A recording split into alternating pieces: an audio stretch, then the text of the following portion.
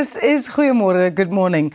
With the holiday season upon us, our beaches are calling. And next up, I am chatting to Zoe Prinsloo. She is an environmentalist and founder of Save a Fishy, about how we can enjoy our beaches responsibly while keeping our oceans and marine life safe. Zoe, welcome back to Goeiemorgen, good morning. It's so nice to chat to you again. Thank you so much. It's so lovely to be back. Which beaches in South Africa would you recommend visiting during the festive season? I actually recommend a different approach in trying to find unique and different beaches that you maybe haven't been to before. Our hotspots and, most popular beaches in Cape Town, they usually get crowded very quickly. They are usually left, unfortunately, very messy. So I encourage going out a bit further. Personally, I think Melkbos is a beautiful beach. It's very clean. And then more towards Hout Bay, Muizenberg, places like that are also amazing to go and visit. So, yeah. You just mentioned the crowdedness of the beaches and the popular beaches in Cape Town. And you also spoke about that crowding kind of leading to a lot of litter and dirt on the beach. So what are your top tips for keeping the beaches clean while you're also enjoying them on your holiday? Yes, so honestly, it's the most easiest solution is to just take back what you bring to the beach. Leave it the way you found it. Simply pack in a rubbish bag with you and make sure that you put all of your litter and things that you've used back in the bag and take it off the beach with you. I also encourage, if you see that the beach is unfortunately in a bit of a bad state, maybe while you're relaxing at the beach, just take a bag, go for a little walk, pick up a few things. That sort of visual awareness and learning is super important, and it encourages and reminds others to please leave the beach the way you found it. No, absolutely. And that little walk on the beach and going to kind of tidy up is something that you can do with your family. So if you're at the beach with your kids, for example, just pick them up, go for a little walk and pick up the litter and the trash that is polluting our beaches. Absolutely. How can visitors minimize the environmental impact at the beach, because it is peak season now? Yes, I think the easiest way to minimize your sort of plastic use and waste is pack in your own little lunch and picnics, refill your own water bottles when going through. So try and avoid stopping at the shop beforehand or grabbing, takeaways, things like that. Rather just go and, pack something at home, put a little picnic together. It'll be a lot more enjoyable as well. And you avoid then all of the plastic wrapping and containers and the hated takeaway bags that we find all over the beach. Absolutely. Do you have some kind of eco-friendly habits and tips that you can share with us, and also possibly products that we can take with us to help protect the beaches while we're still enjoying them? So, yeah, in terms of, using, generally going down to the beach, it's always great to make sure that you have a reusable shopping bag. Make sure to have your water bottle, your single-use plastic alternatives, so your own cutlery, straws, things like that. In terms of going further, you can make sure that, the things you're using are eco-friendly as well. Your sunblock and things like that are also super important. And when going down to the beach, just always make sure that you're taking off what you're bringing on and leaving it the way you found. And I think the awareness part of visually, if you see someone leaving their stuff, maybe just give them a heads up and say, look, we need to take it off the beach with us. Yeah.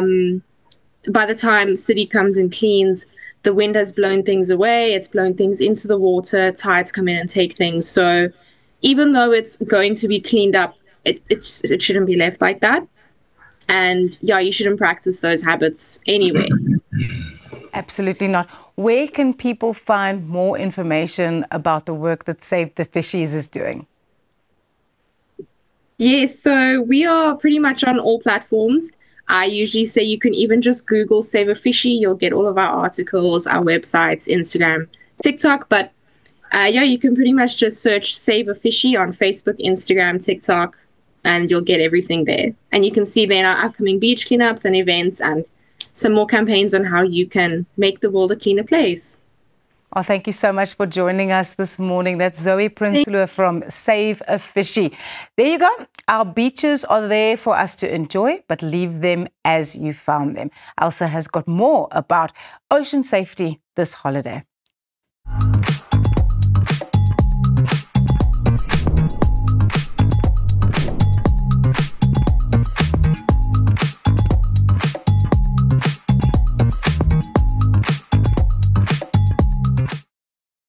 Ons fokus nou op strandveiligheid en ek gesels nou met Charles Marits van die Nasionale Seereddingsinstituut. Goeiemôre en baie welkom. Môre Elsa, baie dankie. Goed, ek wil sommer begin deur vir jou te vra, watter algemene veiligheidsmaatreëls beveel die NSRI aan vir mense wat ons strande die feesseisoen besoek?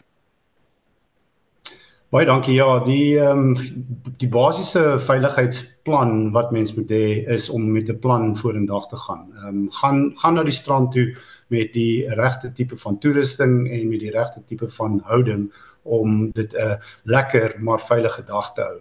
Jy weet van die gebruik van sunblock en daai tipe van goeders tot die aspekte waarin mens in 'n lewensredders area gaan swem, seker maak dat jy die area ken of ten minste rondvra oor waar die veiligheids aspekte is waarna mens moet kyk.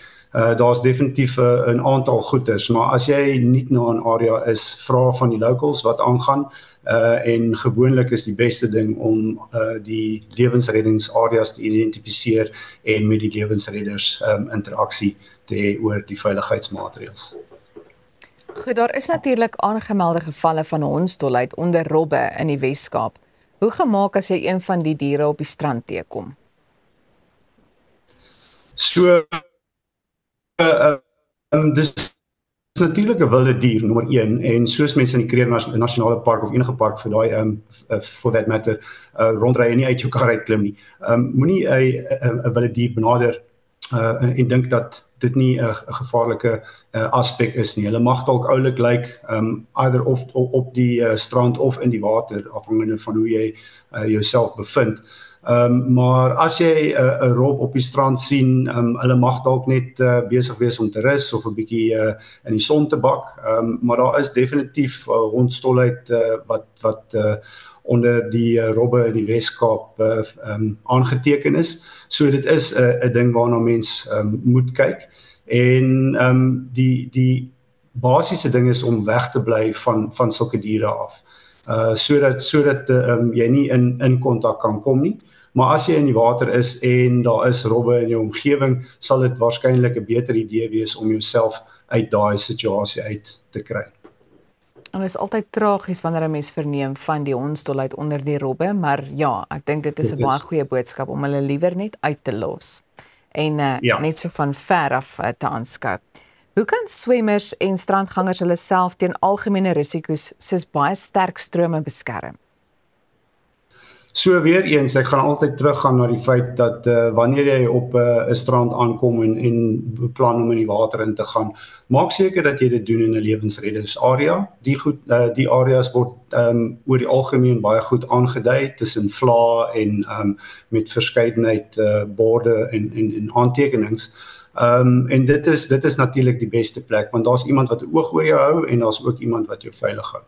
Maar daar is natuurlik strande landwyd wat nie lewensredders op het nie en mense sal nog steeds wil gaan swem in daai areas. So bly by jou capabilities, so te sprake, en maak seker dat jy nou nie in 'n situasie kom waar jy uitgetrek word deur 'n stroom nie. Daar is 'n ding wat in Engels die naam is 'n riptide en 'n rip current en dis basies as gevolg van die ondergang van die seebodem waar daar kanale is wat naby die kus is wat 'n terugtrek, either 'n kantwaartse of 'n na seewaartse terugtrek veroorsaak. As jy in een van hierdie goeders beland, moenie teen dit swem nie, probeer om saam met dit te swem as dit moontlik is of 90 grade tot dit te swem en belangrik om kalm te bly. Gewoonlik as jy ook swem met iemand wat in jou omgewing is, sodat jy nie alleen is nie, en dat as jy in die moeilikheid kom, dat iemand vir jou either kan hulp aanbied deur 'n flotation device, soos ons NSRI se Pink Rescue Buoys, of al dan nie om hulp in te roep deur iemand anders wat dalk in kan kom, of een van ons lewensreddingsdienste. Charles, julle doen ongelooflike werk. Hoe kan mense die werk van die NSRI ondersteun? Ag, baie dankie Elsa. Ja, ons het natuurlik baie inligting op alle platforms beskikbaar vir mense om in te gaan en te gaan kyk na wat aangaan in die NSRI. Ons is 'n donor-funded organisation en ons is baie dankbaar vir al die mense wat so wat hulle donasies aan ons gee, en ons probeer daarom hard om hierdie werk ordentlik te doen deur omtrent 1500 vrywilligers wat van hulle tyd vrywillig gee om die model te maak werk.